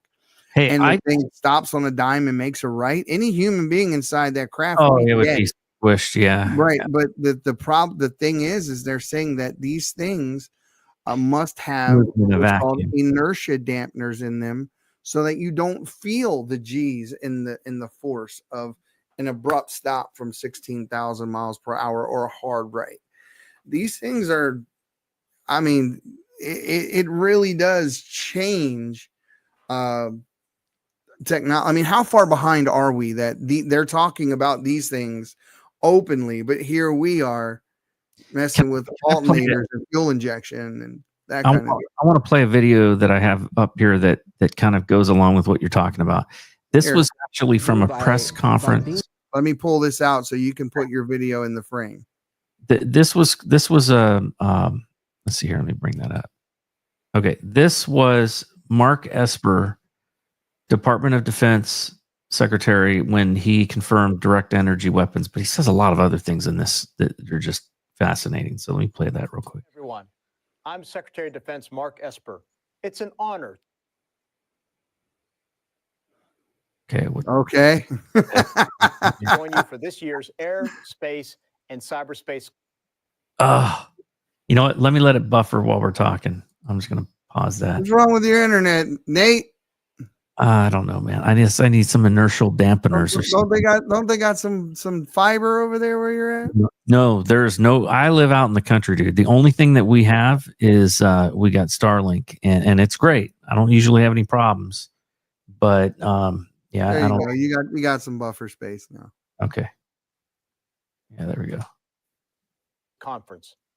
Thank you to the Air Force Association for hosting an important event that brings together the world's finest aerospace leaders and professionals. First and foremost, I'd like to wish a happy birthday to the United States Air Force. For 73 years and counting, you have provided our nation with unlimited reach, unmatched power, and unyielding vigilance across the globe. But this will give you an idea As we look toward the next 7 decades and beyond, emerging technologies are fundamentally altering the character of warfare. Our air, space, and cyber personnel will be at the forefront of tomorrow's high-end fight. In the years ahead, wars will be fought not just on land and sea, as they have for thousands of years, or in the air as they have for the past century, but also in outer space and cyberspace in unprecedented ways. Preparing for this requires modernizing our force for high-intensity conflict. It requires strengthening our network of allies and partners, and it requires expanding our warfighting capabilities across all 5 of these domains. In this era of great power competition, we cannot take for granted the United States' long-held advantages. The Air Force, in particular, has maintained uncontested air superiority for decades, with persistent intelligence, surveillance, and reconnaissance, and precision airstrikes anytime, anywhere. However, our near-peer rivals, China and Russia, seek to erode our long-standing dominance in air power through long-range fires, anti-access aerial denial systems, and other asymmetric capabilities designed to counter our strengths. Meanwhile, in space, Moscow and Beijing have turned a once peaceful arena into a warfighting domain. They have weaponized space through killer satellites, directed energy weapons, There you go. and more in an effort to exploit our systems and chip away at our military advantage. Furthermore, our competitors and adversaries exploit cyberspace to undermine our security without confronting our conventional strengths. They do this all in an increasingly gray zone of engagement that keeps us in a perpetual state of competition. The National Defense Strategy guides us as we adapt the force to this challenging, complex security environment by first, divesting from legacy systems. All right, I'm going to pause it right there. But the rest of it's, a pitch. But the point is that this is the Secretary of Defense right there. So anybody that tells you that directed energy weapons is just a conspiracy theory, no, it's not. No, it's not. You have. And I tell you how I know. I tell you how I know. Years ago. Tell you how I know. I worked on one. I worked at NS Tech. That was my project. My P6 implementation was on a directed energy weapon that they were testing at the test site. Now, at the time, I signed an NDA, but since the project's already been declassified, it's not even classified anymore. We were shooting and blowing up homes out in the middle of the test site that were fully constructed. Now, Nate, they would go in, they would paint the houses. They literally would go in and have people, and in the middle of the desert, they would erect a home. They would go in, they would put all the plumbing in, they would paint the house inside. And I remember I asked one of the project managers, I said, why in the hell are you guys painting the house just to blow it up? They need an exact scale, everything model of a house to be able to test these weapons on. Yeah. So I said, when you get the paint, you gotta know blue roof. let me know what paint that is, right? So, right. But, yeah, I mean, they were literally saying at the time when they were doing this that the energy that this thing put out was like 10 times in a beam, 10 times the amount of energy that you would get from nuclear energy, a nuclear bomb, in a concentrated beam. Yeah. So I think that where it gets into the conspiracy theory aspect of things is that there are always half truths, right? And then you've got people will add on other things. We know that do exists. We know that it actually is a threat. Otherwise, he wouldn't have mentioned it, right? But, does that mean that our own government is using it on our citizens? It could just as easily have been Russia or China. It could be another country that we're not aware of, that has it. I mean, that's the thing is that I remember one of the things that I remember seeing was there were some speculations, and I can't remember where I saw this, so I'm going to be very careful about what I say, but there were speculations about a type of attack on an aircraft carrier. And the details were such that it would make it so that we could not detect, like this aircraft carrier is supposed to be unsinkable. You know what I mean? It's so large that like its surface area that it covers. City. Yeah, it's basically floating. But this attack type that was laid out in detail was basically, it was designed so that there would be plausible deniability by any country that did it, right? And they had a specific country that they believed was that they had found these plans, and so that's the thing is that having that deniability is so critical. That's why, like, when you hear cyber warfare, to me is like probably one of the hardest areas to actually apply attribution. And I'm an expert in this. This is 27 years I've been working on this kind of stuff, and most of it with the DoD. And I will tell you that many, many times that you hear somebody say, oh, there was an attack on, such and such, and it was the Russians or it was the Chinese. And 9 times out of 10, I think it's pure speculation, because I have actually been in the room when we were actually actively engaged. I was part of a cyber protection team, and we were actually engaged in, trying to identify what was going on, who was doing it, and all of that. And I've been in the room when a very high-ranking person came in and said, I want to know who did this. And he wasn't going to take no for an answer. He wasn't going to take I don't know. He wasn't going to take anything. So the guy in charge basically just said, well, I found some Cyrillic code that was in, this, I found some Cyrillic code that was in this, basically version of Fancy Bear, which is a Russian, type of hack. But mind you, a Russian hack that was like exposed 8 years before this. So tradecraft states that, like, if you're a nation state, you don't ever use something that you've already had exposed, unless you're using something that some other nation, that you want to make it look misdirection. That's right. So of course this high-ranking official was very happy and pleased, because now he had somebody that he could go report to his higher ups, that it was a Russian. And now your ass is on the hook because you said it.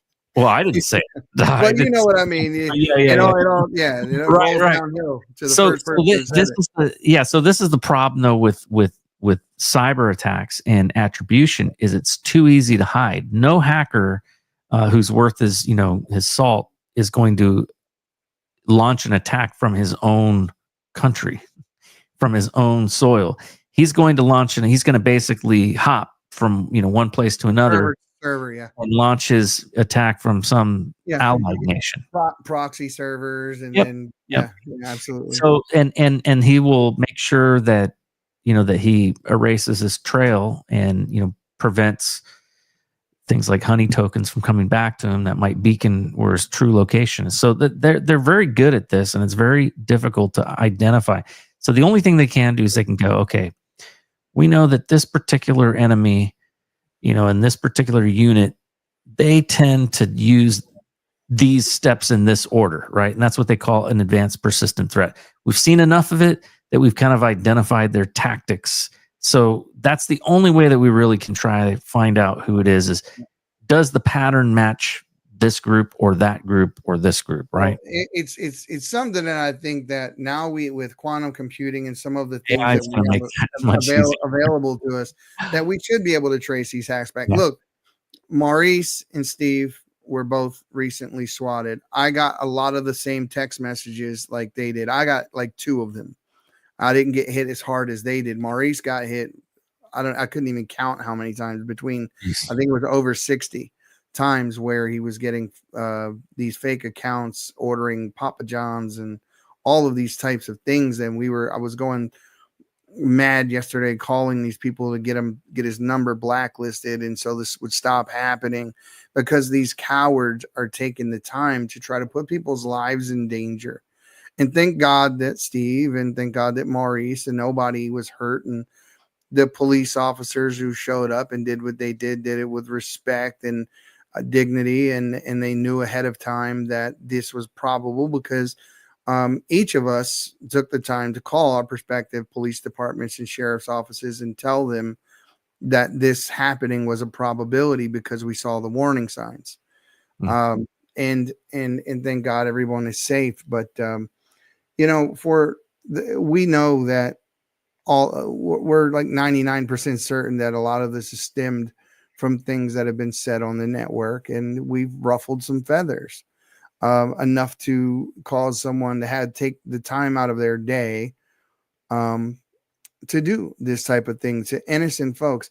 So when you take a look at like the Tesla dealerships being attacked and the riots in the streets and the censorship and all cancel culture and all of it all originates in one place from one side, but they yet continually like to blame us for being the violent ones. And, I'll tell you, it's only by the grace of God that I'm glad that no one got hurt during any of this. And now I'm just hoping, I mean, it happened to Marjorie Taylor Greene as well.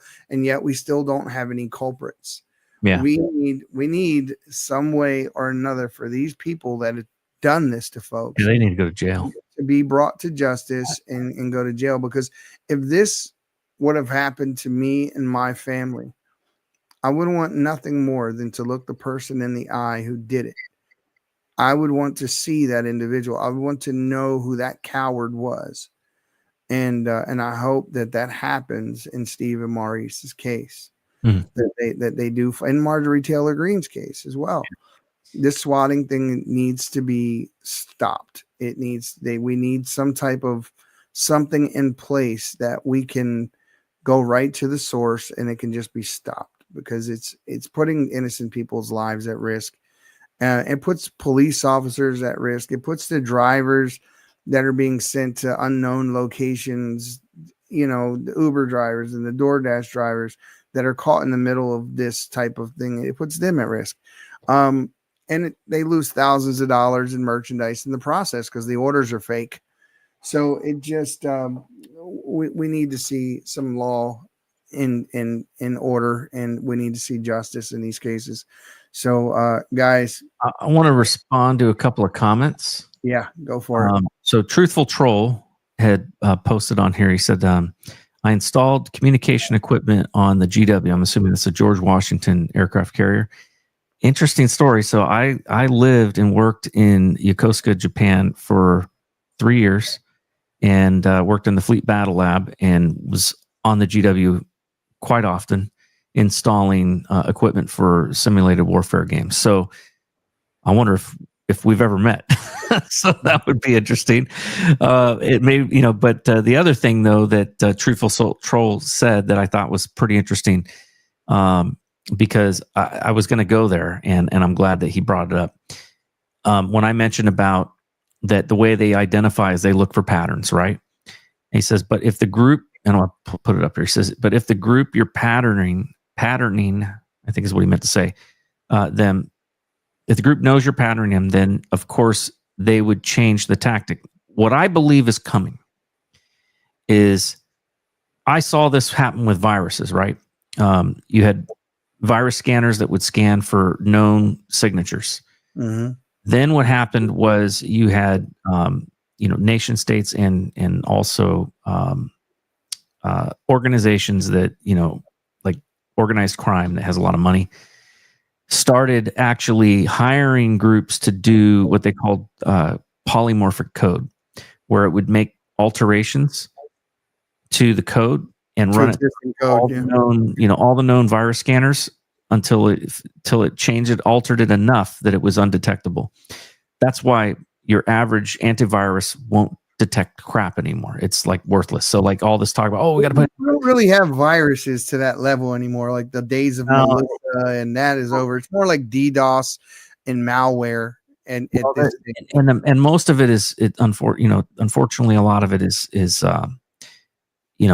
still user interactions required, and people make mistakes and click on things they shouldn't.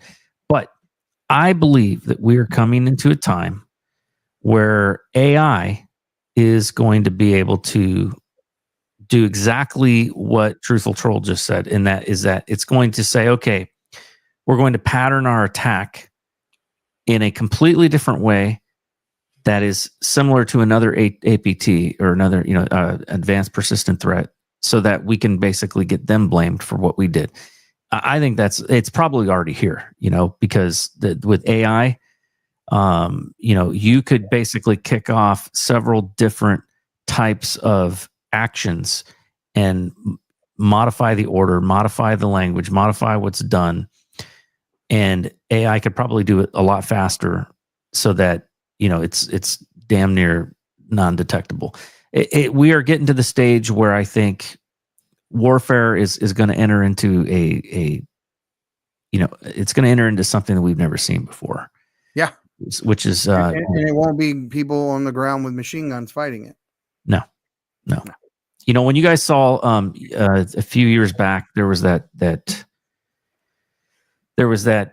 dairy farm that burned up, caught fire. Okay. I had seen something, a proposal on something like that.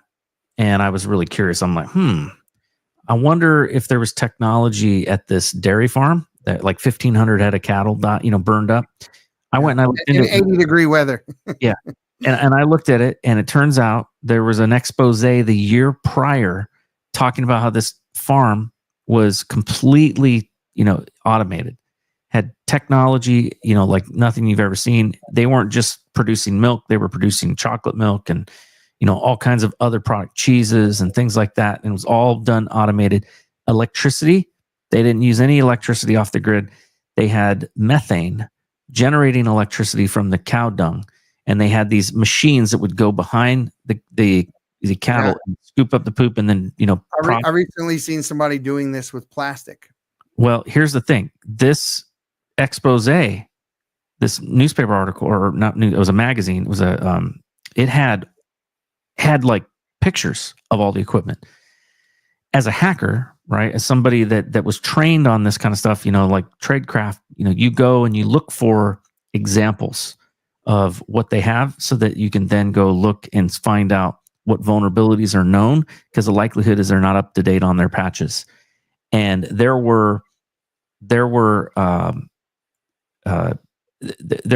I would call category 1 vulnerabilities that existed on that type of equipment. So it's very plausible that somebody saw that, that article, got the types of equipment that they had, then found out, what vulnerabilities existed, hacked in, and, were able to take total control, administrative control of these machines, and could have caused that fire.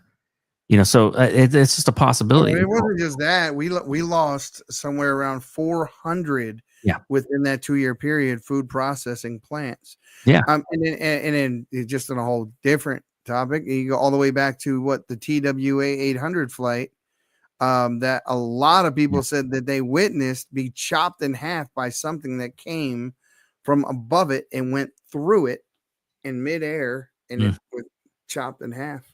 And this was after Reagan was talking about, Star Wars technology and that sort of thing. And a lot of people surmised they were testing the Star Wars technology, and the plane flew into, some portion of the space where they were testing, and it was mistakenly shot down by our own Star Wars technology. We'll probably never know that for another 50 years. No, based on how long they kept JFK files hidden. Still, I don't think we still got it all. We don't have it all. We obviously we proved that we do not have it all. Guys, thank you so much for tuning in. If you haven't already, go give a follow to me. I'm at the Patriots Pray on X. You can find Nate at Nate Kane 4WV on X, Patriot Prayer on YouTube. We are trying to make that YouTube channel pop. It's harder than you think, because they just don't like our topics. So I wonder why.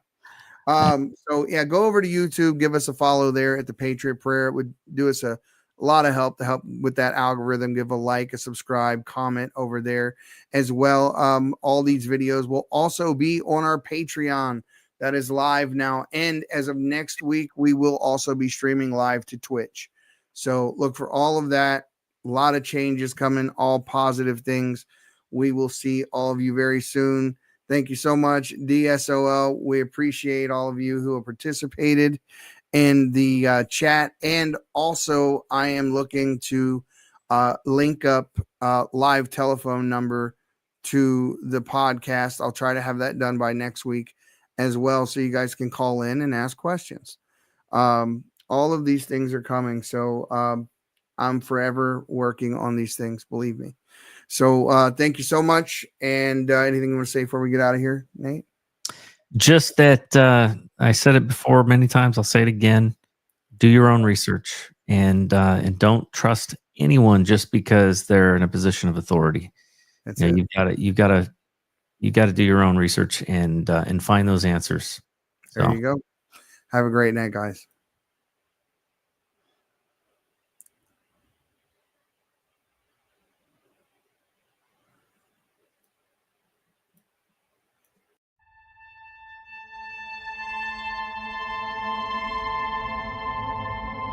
Proceeded. 3, 2, 1. Ignition. We're on our way, Houston. Vector good.